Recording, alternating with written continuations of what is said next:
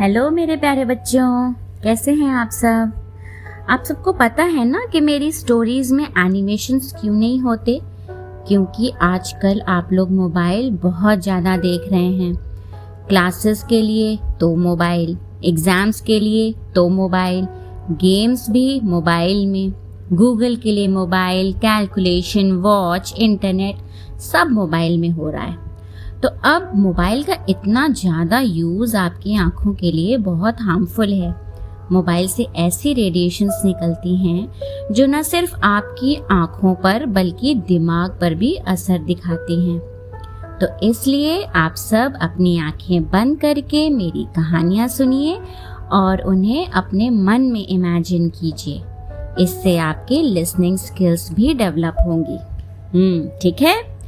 तो आज मैं आप सब के लिए एक बहुत ही रोचक कहानी लाई हूँ जिसका नाम है बैल ने उतारा कर्ज। कर्ज जानते हो ना क्या होता है।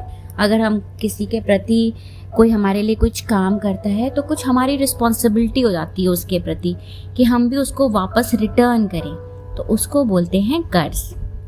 तो कहानी कुछ ऐसे है कि बहुत समय पहले बनारस में राजा ब्रह्मदत्त राज करते थे। तो बोधिसत्व कौन थे? ये जो होते हैं बोधिसत्व जो होते हैं वो बौद्ध धर्म में उन्हें माना जाता है कि वो बहुत ही दयालु तथा प्राणियों के लाभ की इच्छा रखते हैं। उनको बोधिसत्व कहा जाता। तो बोधिसत्व एक काले बछड़े के रूप में जन्म लेते हैं। वह बहुत ही शक्तिशाली और सुंदर था। सभी उसके गुणों से बहुत प्रभावित थे। बछड़े का मालिक जो था वो एक बूढ़ी औरत के घर पर किराए पर रहता था। वह बूढ़ी औरत को घर का किराया नहीं दे पाता था, इसलिए एक रात उसने वह गांव छोड़ दिया और अपने उस बछड़े को भी वहीं छोड़ गया। अब बुढ़िया बछड़ा पाकर बहुत खुश हुई। उसका कोई अपना नहीं था, इसलिए वह बछड़े की अपने बेटे की तरह देखभाल करने लगी। वह उसको भरपेट चारा खिलाती, उसे खुद नहर पर पानी पिलाने ले जाती और अपने हाथों से प्रेम पूर्वक नहलाती। वह उसे कभी बांधती नहीं थी, इसलिए बछड़ा कभी गांव में तो कभी चारागाह में खुला घूमता रहता था। चारागाह में गांव के अन्य जानवर भी चरने आते थे। अपने अपने जानवरों को लेकर अनेक बच्चे भी चारागाह में आते थे। चारागाह वो जगह होती है बच्चों जहाँ पर गाय, भैंस, भेड़, बकरी जैसे जानवर आकर के चरते हैं। वहाँ की घास, मुलायम घास खाते हैं, उसको चारागाह कहते हैं। जब उनके जानवर चर रहे होते हैं तो वे बच्चे उस काले बछड़े के ऊपर बैठकर सवारी करते और उसके साथ खेलते। बछड़ा भी चुपचाप रहता। इसी कारण सारे बच्चे उसे पसंद करते थे। बछड़ा अब एक शक्तिशाली बैल बन चुका था। एक दिन उसके मन में विचार आया, मेरा पालन पोषण करने वाली माँ गरीब है और गरीब होने के बावजूद भी वह मेरा कितना ध्यान रखती है। उसे जीविका चलाने के लिए बड़ी मेहनत करनी पड़ती है। यदि मैं किसी तरह पैसे कमा सकूं तो उसका बोझ थोड़ा हल्का हो जाएगा। मुझे अवश्य ही उसके काम में हाथ बटाना चाहिए। अब वह हर वक्त पैसे कमाने के बारे में सोचता रहता। एक दिन एक व्यापारी उनके गांव से होकर गुजर रहा था। उसके पास 500 बैलगाड़ियां थी जिनको वो नदी पार करके दूसरे गांव लेकर जा रहा था। उसकी सभी बैलगाड़ियों में अनाज भरे हुए थे। उसका जो बैलगाड़ियों का काफिला था वो धीरे धीरे चलता हुआ गांव में नदी के किनारे जा पहुंचा। नदी के किनारे की जो भूमि थी वो दलदली थी, मतलब कि उसकी जो मिट्टी थी वो गीली थी, जिससे कि उसकी बैलगाड़ियों के जो पहिए थे वो उस गीली मिट्टी में धंस जा रहे थे और बैलगाड़ी को बैल आगे नहीं खींच पा रहे थे। धीरे धीरे उसका जो काफिला था वो वहीं रुक गया। अब व्यापारी ने सोचा कि कैसे सहायता ली जाए। उसने चारों तरफ नजर दौड़ाई तो उसकी नजर नदी किनारे चल रहे जानवरों पर पड़ी। जब उसकी नजर काले बैल पर पड़ी तो उसने सोचा यह बैल काफी बलशाली है, यह अवश्य ही मेरी बैलगाड़ियों को खींचकर नदी पार पहुंचा देगा। यह सोचकर वह चरवाहों जो लड़के थे वहां पर उनके पास गया और उनसे पूछा, तुम में से यह बैल किसका है? क्या तुम लोग इसे किराए पर दोगे? मेरी बैलगाड़ियां दलदल में फंसी हुई हैं, उन्हें निकालने के लिए मुझे यह बैल चाहिए। तुम जो भी कीमत चाहो मैं देने को तैयार हूँ। चरवाहों में से एक लड़का बोला, यह हम में से किसी का बैल नहीं है, आप इसे ले जा सकते हैं, यह अवश्य ही आपकी मदद कर सकता है। यह सुनकर व्यापारी बहुत खुश हो गया। उसने झटपट बैलगाड़ी में जो रखी रस्सी थी वो निकाली और उस काले बैल यानी कि बोधिसत्व के गले में बांध दी।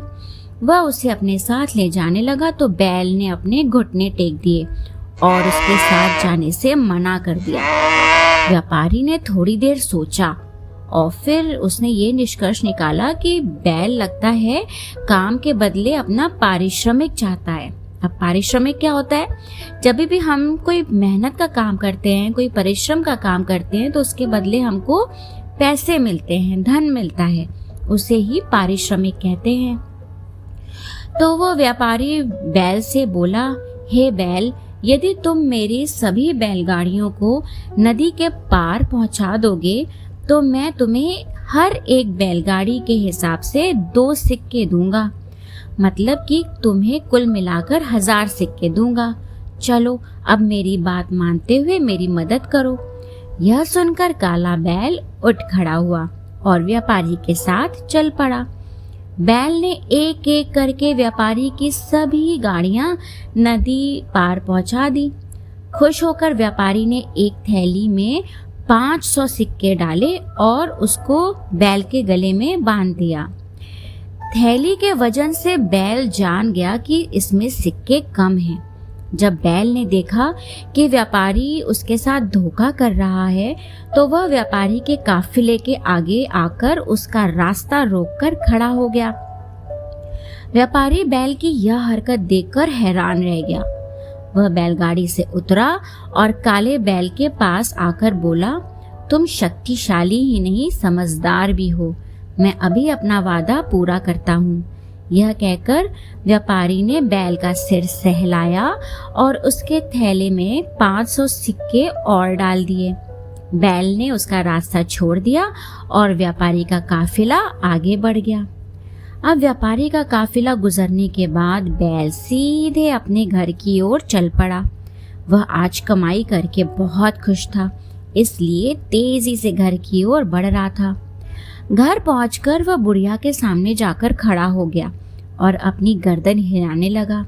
बुढ़िया ने प्यार से उसके माथे पर हाथ फेरा।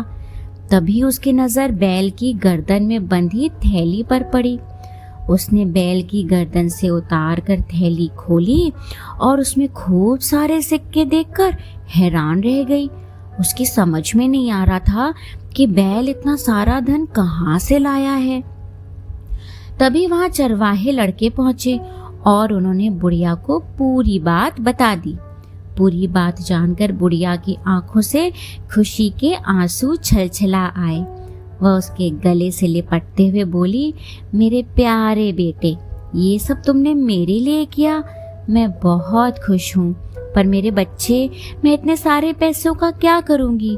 तुझे मेरे कारण भारी कष्ट उठाना पड़ा। यह कहकर बुढ़िया तेजी से घर के अंदर गई और एक कटोरे में तेल लेकर आई। उसने बैल के पूरे शरीर में तेल मालिश की और फिर उसे नहलाया। बैल अपनी पालन करती माँ की मदद करके पहले ही खुश था। पालन करती माँ मतलब कि वो माँ जिसने उस बैल को पाला था। उसका स्नेह पाकर तो वह और गदगद हो उठा। तो इस प्रकार बोधिसत्व ने अपने बैल के रूप में अपनी पालनकर्ता जो माँ थी उनका कर्ज चुकाया। तो देखो बच्चों, बोधिसत्व ने किस प्रकार से अपने बैल के रूप में अपनी उस माँ की मदद की जिसने उसे पाला पोसा, प्यार दिया, उसकी रक्षा की। वैसे ही हमें भी हर उस व्यक्ति के प्रति संवेदनशील रहना चाहिए जो हमारे लिए कुछ करते हैं, अपने बारे में ना सोचकर हमें पालते हैं, हमारी रक्षा करते हैं। और इनमें सबसे पहला नाम आता है हमारे माता पिता का। तो हमेशा उनको प्यार देना और सोचना कि तुम किस प्रकार उनकी मदद कर सकते हो। ओके बच्चों, मैं फिर एक नई कहानी लेकर आऊंगी। तब तक के लिए बाय बाय।